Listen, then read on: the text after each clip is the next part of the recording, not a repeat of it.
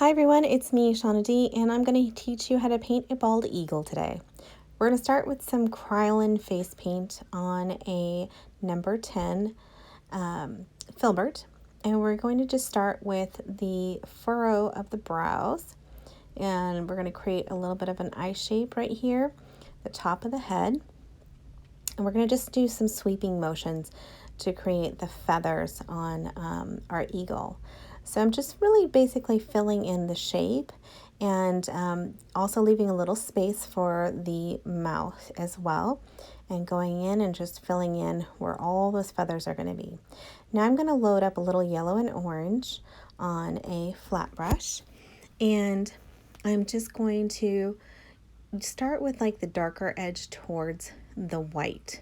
Okay, that way it automatically kind of gives you a little bit of depth and a little bit of shading. And then we're going to come around and do the bottom of the beak. It's got a nice curve.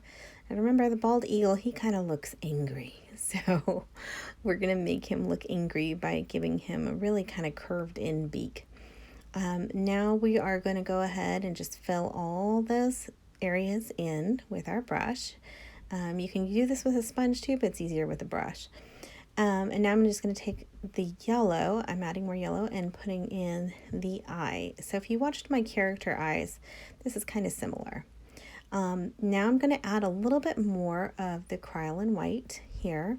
Nice thing about Kryolan is you can keep going back in and adding more and creating more depth, and it doesn't start picking up on your skin. It just keeps blending. I'm taking a little bit of gray now, mixing it with white, and I'm going to do some shadowing just around the eye area, just to give it some depth.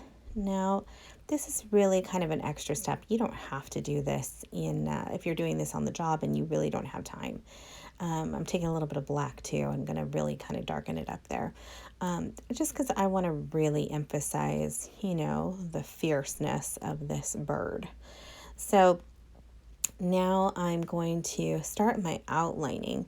I like to start at the top of my designs typically. That way I don't stick my finger in any black, because I tend to use my baby finger here as my anchor. So I'm just going to emphasize the shape of the beak, and you can see I got a little bit too much water on my brush there, so I just cleaned it up with a Q-tip and went back over and lined it. Now I'm going to just emphasize the feathers by sweeping out and in, and just kind of using a thick to thin motion when I'm lining. I'm using a number 1 round here to do all my outlining, which is what I typically use to do outlining, or I'll use like a number 2. So we're going to finish that off, all his feathers, by just kind of going out and in and out and in, and always kind of trying to leave the inside of the line at a sharp point. You can see with my brush what I'm doing is I'm just going back in if there's like a little blunt edge and flicking up so that it's a nice sharp end point. Okay, so I'm just adding a little bit more depth and adding a little bit more weight to some of the lines, because I just felt like some of them are a little bit too thin, and this is a big bird and he needs some big lines. So that's all I'm doing now. I'm going to deepen up some of the black around the eye area, make it look nice and sharp around there, okay? Now I'm just going to kind of bring up those 2 points, and that's where his little nostril is. Okay, and now I'm going to go in and I'm just going to blend. I want to blend out that black. It was just, didn't look as smooth.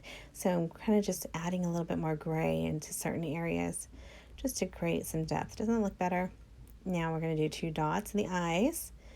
And with the rest of the white that's on the brush, I go in and I just add some more highlights to really make this pop. Again, this is an extra step that you don't have to do if you're doing this on the job, on a kid's cheek or on an arm. You may not have all this time.